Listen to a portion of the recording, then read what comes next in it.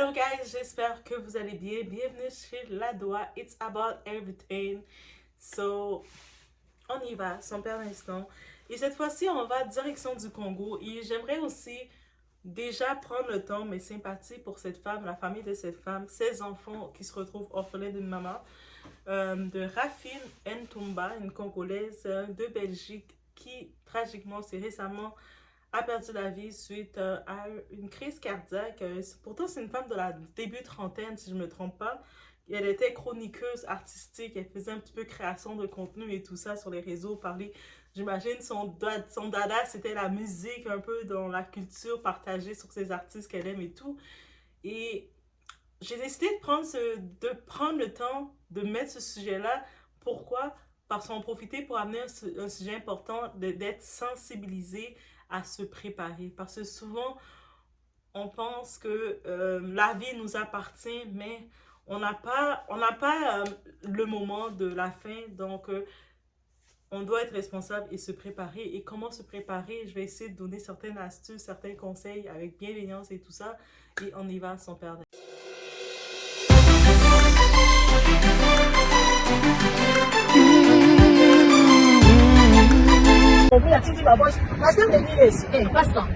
Pastor, non s'adresser na yo nani. On a yebso ki ngana on ravi tukana obango te, pe na kobanga po te yaya. Elo lokwa mai nga leki yango. Elo lokwa mai na leki na komi. So na fana na obanga pastor lokwa yo, wa elo côté déjà no ba malédiction na yo eza nul sans effet. Po elekate ekota te edenda yo faux pasteur. Wa faux pasteur na kasi donc yo mo longoli bilambo tienu. Comme vous le savez, oui, Rafine Ntumba. Rafine, c'est créatrice de contenu, chroniqueuse et tout. Elle n'y est plus. Elle a laissé derrière elle 3 enfants. Je ne sais pas de quel âge ces enfants ils ont, mais elle est presque dans la trentaine ou mi-trentaine. Donc ces enfants ils sont très jeunes, qui se retrouvent sans maman. Une maman, c'est un repère, on peut imaginer. Et crise cardiaque. Et donc ces morts subies, c'est pas peut-être une mort avec maladie qui était préparée, qui avait le temps de se préparer, mais qu'est-ce qu'on peut retenir de tout ça? Surtout dans les pays occidentaux, peut-être on a plus accès à veiller à ça et puis il faut y penser. Et surtout encore plus quand on a des enfants. Même quand on n'a pas d'enfants, il faut y penser à se dire, s'il m'arrive quelque chose, c'est quoi que je laisse derrière moi? Et c'est sûr, c'est pas un sujet qu'on aime. On n'aime pas non plus ce sujet-là, c'est comme de penser à tout ça. Souvent, on va associer la fin, le moment d'une fin, le décès, on va l'associer aux personnes âgées. Mais dites-vous qu'il y a des personnes âgées qui peuvent vivre jusqu'à 120 ans et plus. Et quelqu'un peut avoir à peine 20 ans et c'est sa fin. Donc, vraiment, c'est pour ça qu'on peut pas décider que c'est quand son moment, mais on doit se préparer à tout ça. J'ai pu comprendre qu'il y avait une cagnotte qui était lancée pour aider Rafine. J'ai essayé de voir le lien j'aurais même partagé, mais j'ai pas trouvé. Mon esprit de recherche, j'ai honnêtement pas trouvé. Mais qu'est-ce qu'on peut comprendre qu'il y a une cagnotte qui est mise, ça veut dire qu'il n'y a probablement pas eu de plan qui a été fait. Et c'est triste parce qu'il y a beaucoup. J'ai vu récemment, ça fait même pas quelques semaines de ça, il y a un TikToker que je côtoyais sur TikTok parce que bien entendu, je ne parlais pas plus que ça, mais sur TikTok, il avait l'air très sympa, très respectueux. Et un type, il faisait des lives et il mettait de la musique dédicace, comme en mode DJ, mettre la musique, il était super sympa. Des fois, il faisait 2-3 sujets de relationnel, mais toujours très respectueux, pas quelqu'un un forceur ou quoi que ce soit qui cherche quoi que ce soit. Mais en tant que tel, moi, j'avais pas de mauvais sentiments avec lui. Et j'ai vu tristement quand j'ai appris qu'il était décédé d'un accident sur la route. Et je voyais une cagnotte qui commençait à se lancer parce que le monde disait que toutes les fois qu'on le voyait sur les réseaux en train de se présenter, mais il n'y avait pas d'argent.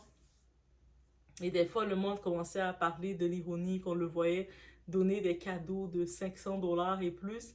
Et il n'avait pas prévu mettre un peu d'argent de côté pour son plan. Et là, il laissait son monde se débrouiller pour chercher à faire ses arrangements funéraires. Mais vous savez quoi? Je sais que c'est pas un sujet intéressant, mais c'est de plus en plus, pour concernant les assurances, des fois on va se dire, ah, mais je vais attendre d'être plus vieille pour faire les assurances. Non. C'est quand on est dans la vingtaine, trentaine, trentaine, c'est le moment de déjà commencer à prévoir ses assurances. Pourquoi je vous dis ça?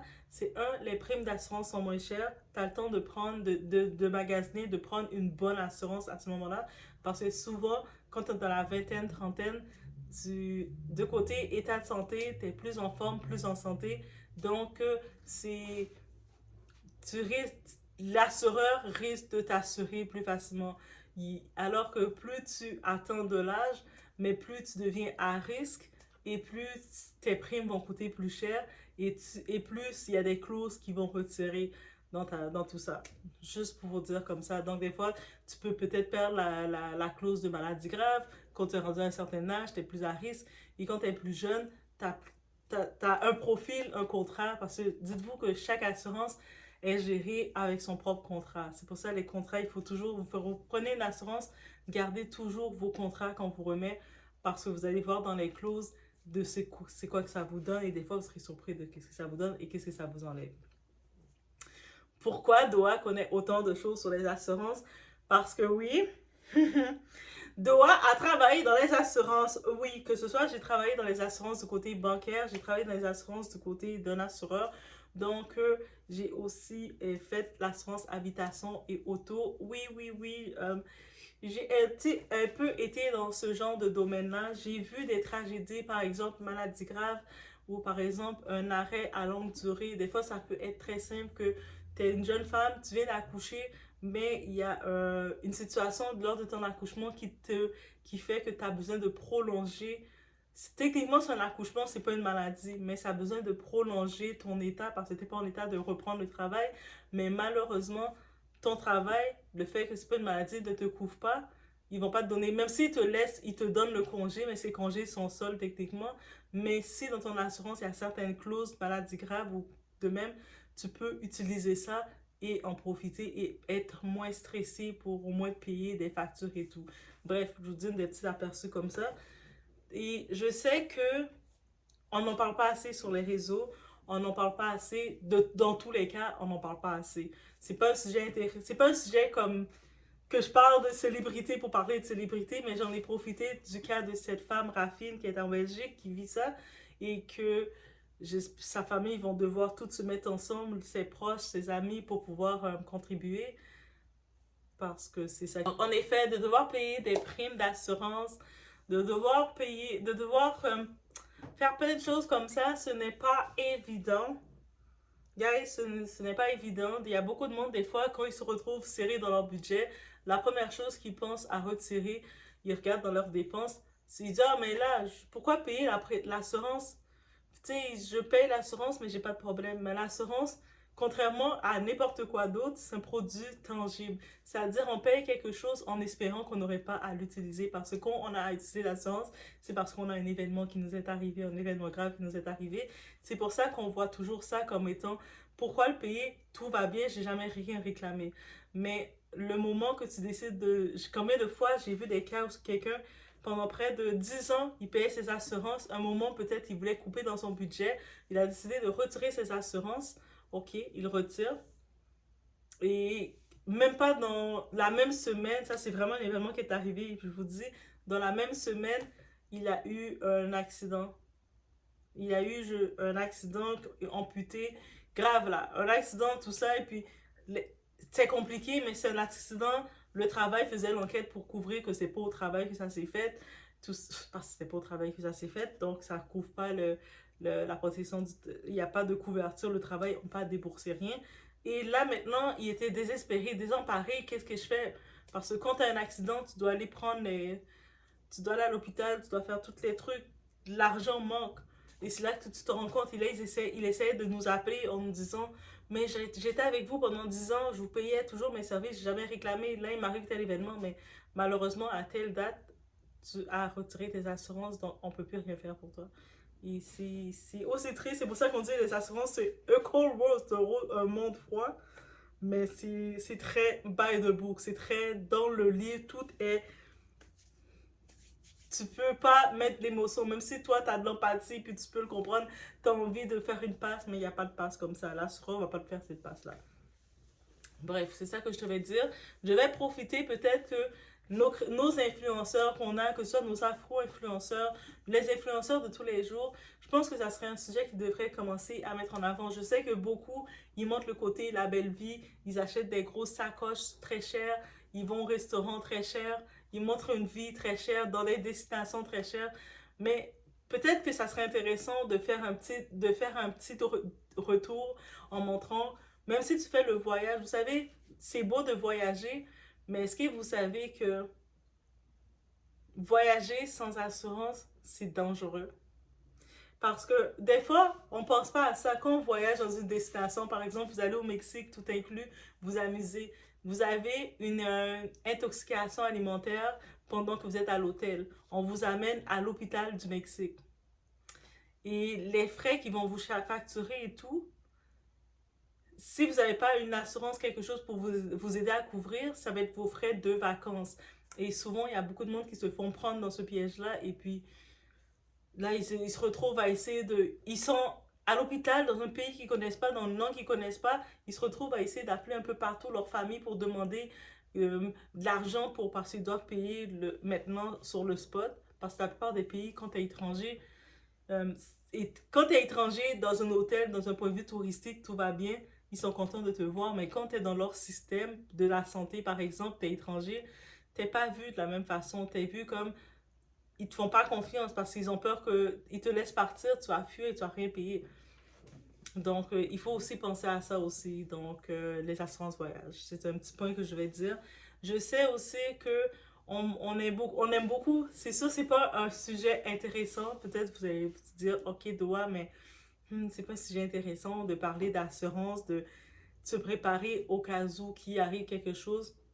Mais ça évite, quand on se prépare au cas où qu'il y a quelque chose, ça évite de créer de la contrariété, de créer du stress, de générer beaucoup de sentiments chez les gens qu'on laisse, chez les gens qu'on a. C'est-à-dire que tu as tes 3 enfants, tu as ta famille qui se retrouve à devoir cotiser, faire la quête pour pouvoir payer tes arrangements funéraires. Est-ce que tu imagines que ta famille, comment ta famille ne peut pas être dans le deuil de ta perte quand ils sont dans le stress financier de ce que tu génères. C'est sûr que ça devient, oui, c'est triste à dire comme ça, mais c'est sûr que c'est ce stress-là. Je sais que beaucoup de personnes se disent, ah, mais j'ai 2, 3 biens que je vais laisser à mes enfants et quoi que ce soit.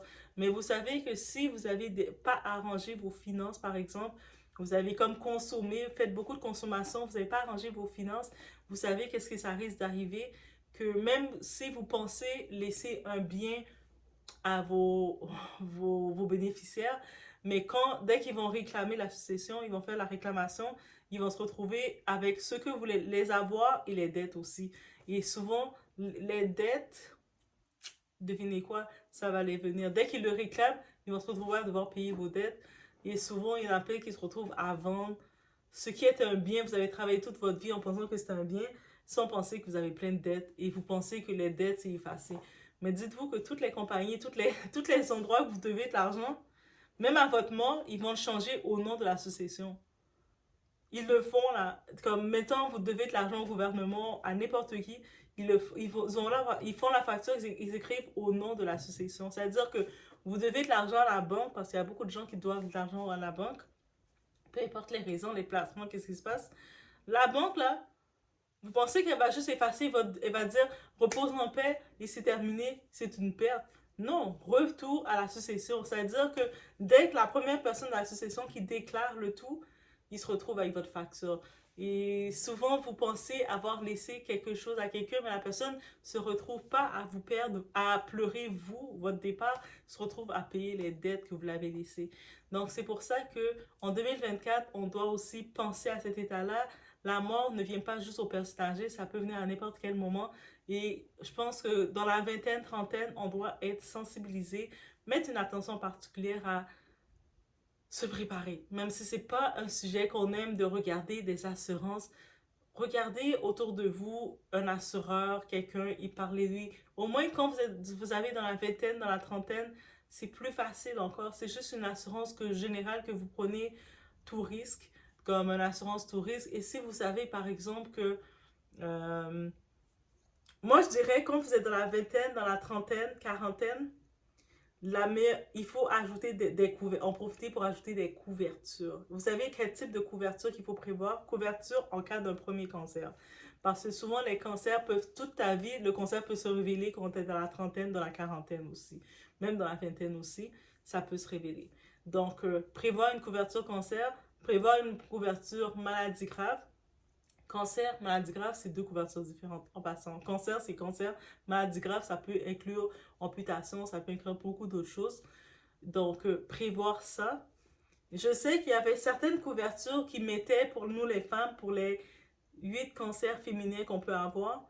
Je sais que beaucoup d'assureurs, suite à ça, ils l'ont vraiment... ils l'offrent plus réellement. Mais si vous avez la chance de trouver une couverture qui peut vraiment venir spécifiquement pour les femmes, je vous conseille de le prendre parce qu'on parle de thérapie, on parle de plein de choses qui peuvent venir. Donc, je vous conseille de le prendre.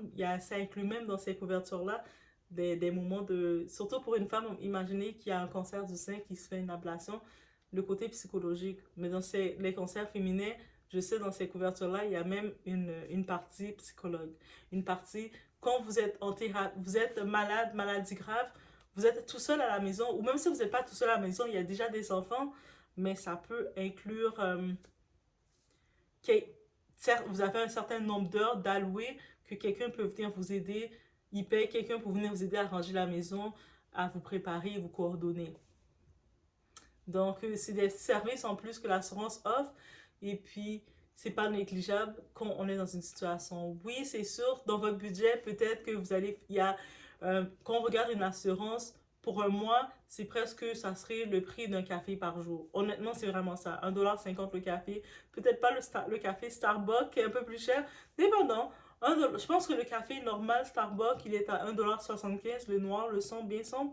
Mais au pire, ça équivaut à un café par jour. Et puis, vous prenez 1,75$, vous le mettez à la fin du mois, vous avez au moins votre plan d'assurance déjà. Profitez-en pendant que dans la vingtaine, trentaine, il n'y a pas de maladie de diagnostiquer ou quoi que ce soit. Attendez, parce que dites-vous que, imaginez que vous avez des mal de tête, des grosses migraines, vous allez faire un scan. Et là, maintenant, finalement, vous n'avez rien. Mais dans votre dossier médical, vous avez fait un scan parce que vous avez quand même une crainte d'avoir quelque chose. Là, maintenant, vous allez faire une assurance. Juste le fait qu'ils vont voir parce que les autres, ils vous font signer l'autorisation médicale, ils voient que vous avez fait un scan, vous risquez d'avoir des exclusions. Ah, mais lui, si à cette année, il a fait un scan, peu importe, tu dis, ah, mais non, c'est juste un check-up. Oui, mais on ne trust pas, là. Tu veux nous faire une visite, bientôt, là, tu vas nous déclarer que tu as un cancer. Non, on enlève les affaires de tout. Ils retirent. Donc, ça veut dire que, attendez pas de commencer à avoir certains états. Et puis après, vous faites vos assurances. Pendant que, quand on est en forme en santé, c'est là qu'il faut profiter de se prendre une bonne assurance pour le tout. Et j'en profite, au-delà des assurances, de parler aussi des économies. Oui, des économies, c'est pas facile. Je sais que c'est pas facile. On aime consommer, on aime magasiner, on aime se faire plaisir, on aime bien manger, je comprends.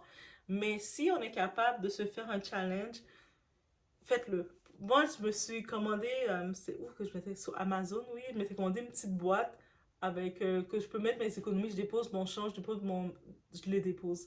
Et pourquoi je me suis fait ça? C'est du côté visuel d'avoir mon argent qui se dépose, qui se remplit. Mais aussi, au-delà de ça, dans votre compte bancaire, vous devez avoir vos économies. OK? Peu importe c'est quoi que vos économies représentent. Même si vous n'avez pas les économies de millions dans votre compte, c'est pas ça l'important. Et de toute façon, il faut commencer quelque part. Mais il faut déjà commencer si vous n'étiez pas habitué à le faire, créer cette discipline-là, commencer à le faire, c'est primordial. Ça veut dire que vous avez votre paycheck. Je ne sais pas c'est quoi le montant de votre paycheck. Vous n'avez pas besoin de me le dire. Mais prenez-vous une force en vous de sortir dans votre paycheck au moins minimum 50$. Moi, de mon côté, les paychecks, c'est chaque quinzaine. Donc, quinzaine. Il y a certaines personnes, c'est chaque semaine. Je sais, il y a des personnes, c'est chaque mois. Je ne sais pas comment vous faites. Dites-moi le courage pour vous. Mais peu importe, c'est quand la cadence, le tout. Dites-vous, quelqu'un, chaque semaine, il reçoit sa paye. Et dans sa paye, peu importe son montant, il décide de sortir un 25$ ou un 50$. Mais moi, je dirais, mettez un montant rond. Allez-y un montant rond. Vous recevez votre paye, vous prenez 50$, vous le mettez dans votre compte de saving, de votre compte que vous gardez, d'épargne, vous l'épargnez. Je sais, le saving, c'est pas que le saving que vous allez faire, vous allez commencer, ça va grossir rapidement. Mais pourquoi vous le mettez, c'est bon de mettre de l'argent dans le saving, je vais vous le dire. Donc, vous faites ça, et puis, vous savez pourquoi c'est important, né du côté de la banque, par exemple, si quand c'est le moment que vous voulez demander une marge de crédit, quand vous voulez demander un prêt quelconque à la banque, ils vont garder vos comptes. Ils vont regarder aussi votre crédit que vous avez, c'est quoi votre code, mais ils vont regarder vos comptes. C'est possible que vous n'avez pas de crédit parce que vous avez juste jamais eu besoin de faire de crédit, vous utilisez votre argent, ça c'est une bonne chose. Mais par contre, ils vont regarder vos comptes que vous avez. La banque, vous dites à la banque, OK, là j'ai mon projet, j'aimerais acheter ma maison. OK, bonne nouvelle, mais ils vont regarder. Et puis votre crédit, vous savez, vous êtes tout nouveau, vous n'avez pas réellement un crédit. Mais ils vont regarder vos comptes aussi, de vos habitudes. Et c'est là que c'est important de gérer cette habitude-là, d'apprendre à gérer cette habitude.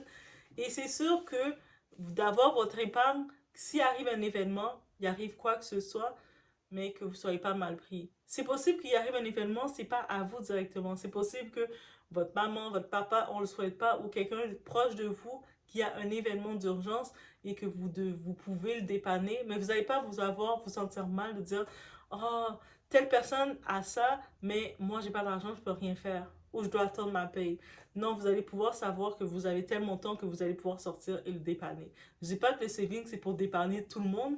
C'est pour dépanner tout le monde, mais au moins, ça peut, des fois, il y a peut-être des personnes proches de vous qui peuvent se retrouver dans une situation, mais au moins, si vous savez que vous avez un impact que vous pouvez créer sans vous se culpabiliser de « Oh, dommage, j'ai pas d'argent, sinon je l'aurais aidé. » Vous savez que vous pouvez, vous avez de quoi, vous avez cette liberté-là. Ou sinon, c'est pour vos plans. Le saving, c'est mettez-le comme pour ce saving-là, là, l'épargne, ce petit côté épargne, c'est vraiment pour chaque paye que vous avez. Moi, je dis 50 $. Si vous êtes confortable de sortir un 100 $, faites-le. Mais moi, je dis toujours, si on n'était pas habitué à le faire, au lieu d'y aller trop fort, de commencer trop vite et de commencer à prendre des 400 $, des 100 $, et puis après, vous allez faire les 2 premières fois, après vous allez être découragé. Il faut y aller graduellement, petit par petit, on fait des petits pas, on veut changer graduellement. Et puis à force de le faire, là on peut peut-être augmenter la mise. Après on se dit, oh, ah je suis grande là, j'ai été capable d'amasser 5 000 $ en 3 mois. Ok, là je vais augmenter la mise, je mets un 80 $. Et là vous pouvez vous donner, votre mind est mindé pour le faire et vous le faites. Mais c'est tout, il va de façon graduelle. Ça ne sert à rien d'essayer d'y aller trop vite, trop gros. Ça va nous décourager. Et vous allez voir après, je suis sûre, vous allez revenir dans cette vidéo et me dire, Doa, tu as raison. Et puis aussi, c'est votre backup plan. Et c'est sûr, on dit toujours, c'est bon d'avoir au moins, de faire affaire avec 2 banques ou différentes. Vous avez votre banque où il y a votre paye qui rentre et tout. Faites affaire, gardez aussi une deuxième banque. Là, vous mettez vous avez une deuxième banque aussi pour ajouter vos placements et quoi que ce soit. Et c'est important aussi. C'est important. Et des fois, s'il y a des rentrées d'argent au-delà de votre paye, vous avez d'autres rentrées d'argent. Ça peut rentrer dans une autre banque et là, vous savez, dans votre compte bancaire, vous pouvez séparer, nommer le nom des comptes. Vous pouvez le renommer avec un nom que vous voulez. Vous dites, OK, ça c'est ma section, je m'occupe de mes vêtements. Vous l'écrivez. Ça, c'est avec cet argent-là, je m'occupe de mes voyages. Vous le mettez. Comme ça, au moins, ça vous donne visuellement, vous savez, l'argent est là pourquoi. Et on a besoin de ce plan-là. Donc, au moins, il vous arrive de quoi? Oui, le monde n'a pas à faire des collectes pour aller chercher l'argent pour vous. Et au-delà de ça, vous avez d'autres plans que vous êtes organisé, vous êtes préparé pour peu importe ce qui arrive, qu'il arrive un accident et vous ne pouvez pas travailler, on ne le souhaite pas, mais il faut être conscient, mais au moins vous savez que au-delà de, même si vous devez attendre, vous savez les démarches qu'on doit attendre pour recevoir l'argent, et puis là pendant ce temps-là, la vie continue, on commence là pour pouvoir vivre sa vie, on commence à s'endetter avec son crédit, et là maintenant c'est compliqué de rattraper, de payer son crédit pour être à jour, et ça devient compliqué, on est plus stressé. Donc, au moins, quand vous avez vos économies, vous savez que vous pouvez aller puiser dans les économies et ça retire le stress que votre crédit en prend. Donc, c'était vraiment, j'en profitais avec le cas de Raffine d'apporter tous ces petits conseils. J'espère que vous allez trouver ça pratique, que vous étiez déjà au courant, que vous allez trouver ça pratique. Mais on est là pour parler de tout, pour sensibiliser, surtout pour utiliser du discernement sur beaucoup de sujets. Donc, je voulais sur ce, faites attention à vous, faites attention à votre santé. La vie, on n'est toutes pas éternelles, on ne sait pas c'est quand notre moment, mais au moins, quand on peut se préparer, on se prépare. Et quand on peut être responsable, on est responsable. On aime tous se faire plaisir, dépenser l'argent, on aime faire du matu-vu, bling bling, montrer sur les réseaux que c'est la belle vie. Mais à quoi bon montrer à des gens qu'on ne connaît pas, qui ne nous connaissent pas, qui ne nous calculent pas, qu'on vit la belle vie, qu'en vrai de vrai, c'est pas ça du tout. Donc, je vous laisse sur ce. On se voit au prochain vidéo.